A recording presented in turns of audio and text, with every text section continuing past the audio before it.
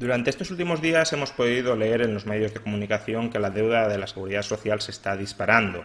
Más en concreto, en el último año y medio los pasivos de la Seguridad Social se han incrementado desde 20.000 millones de euros a 47.000 millones de euros, un incremento del 70%, de más del 70% en apenas año y medio. ¿Por qué está sucediendo esto? Durante los últimos años la situación de la Seguridad Social no era boyante, pero no leíamos titulares que nos informaran de que su endeudamiento se estaba catapultando a estos ritmos verdaderamente vertiginosos. ¿Qué ha cambiado en el sistema que está llevando a que ahora sí la deuda de la Seguridad Social esté creciendo a unos ritmos desde luego preocupantes? Bueno, empecemos por el principio. Cualquier agente económico que gaste más de lo que ingresa, cualquier familia, cualquier empresa, cualquier administración pública que quiera hacer frente a más desembolsos que aquellos que puede sufragar con sus ingresos corrientes, solo tiene dos opciones. Si ese agente económico cuenta con un patrimonio, cuenta con ahorros de los que echar mano, puede liquidar, puede vender el patrimonio a cambio de dinero y con ese dinero cubrir la diferencia entre sus ingresos y sus gastos. Si no tiene patrimonio o no quiere liquidarlo, tiene otra opción para gastar más de lo que ingresa, y es esencialmente endeudándose, emitiendo deuda. Acudo a los mercados financieros y le pido a alguien que tenga ahorro que me lo preste para que yo pueda gastar más de lo que estoy ingresando en estos momentos. Pues bien, la Seguridad Social, como todo agente económico, también está sometida a esta restricción. Si quiere gastar más de lo que ingresa, o liquida su patrimonio o se endeuda. Entre 2011 y 2018, la Seguridad Social esencialmente ha liquidado su patrimonio. ¿Cuál era su patrimonio? El famoso Fondo de Reserva de la Seguridad Social. El Fondo de Reserva de la Seguridad Social, que se crea en el año 2000 y que se dota con el superávit que había tenido la Seguridad Social debido a unas condiciones económicas bastante especiales, un boom económico burbujístico inflacionista entre el año 2001 y el año 2007, entrada masiva de inmigrantes, 5 millones de inmigrantes que también incrementaron la población laboral y por tanto los afiliados a la Seguridad Social. Pues bien, en esas condiciones se gestaron superávits que incrementaron los activos del Fondo de Reserva de la Seguridad Social hasta el año 2011. A partir del año 2011 el fondo deja de crecer y los gobiernos, el gobierno de Rajoy esencialmente, empieza a echar mano del fondo de reserva para cubrir el agujero de la Seguridad Social. Es decir, empieza a liquidar su patrimonio, el patrimonio de la Seguridad Social, para poder gastar más de lo que ingresaba la Seguridad Social. En el año 2011, el fondo de reserva tenía un patrimonio de 67.000 millones de euros. El año pasado, en 2018, cerró con un patrimonio de 5.000 millones de euros.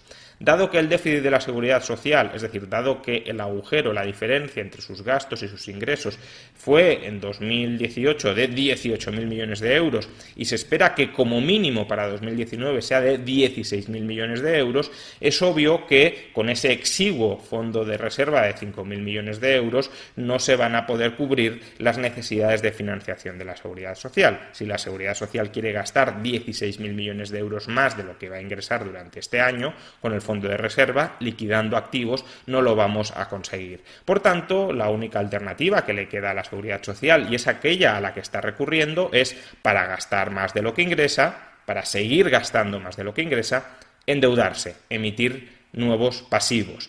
Y eso es lo que está haciendo. ¿Quién le está prestando a la Seguridad Social?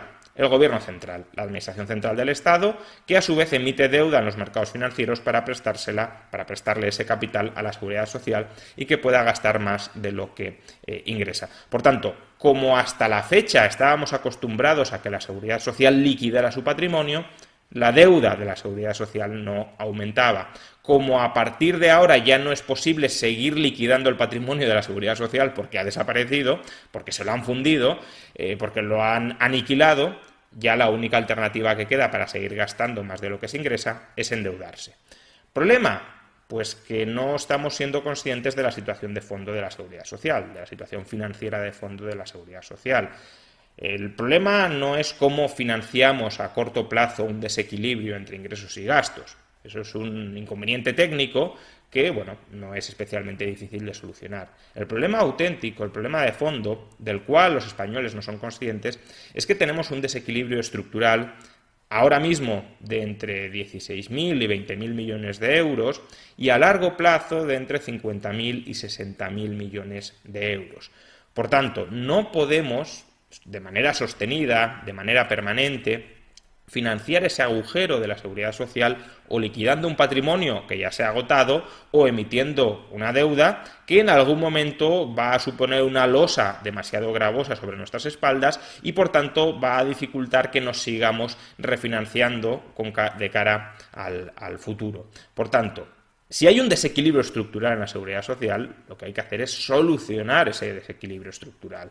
Y solo hay dos formas de solucionar un desequilibrio estructural entre ingresos y gastos: o aumentar los ingresos o reducir los gastos.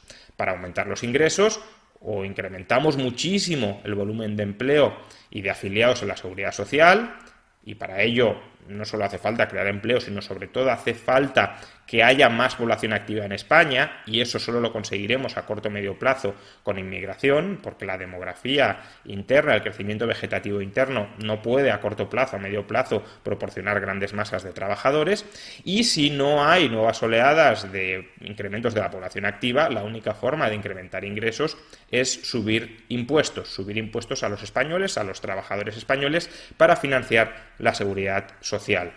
Si tenemos un déficit de 20.000 millones de euros, que puede llegar a 50.000 o 60.000 millones de euros durante las próximas décadas, la subida de impuestos será brutal. Tengamos en cuenta que por IRPF recaudamos 80.000 millones de euros. Por lo tanto, si hubiese que cubrir un agujero de 50, 60, 70.000 millones de euros, habría que prácticamente duplicar o crear un impuesto equivalente a todo el IRPF para cubrir, ya digo, el agujero de la seguridad social.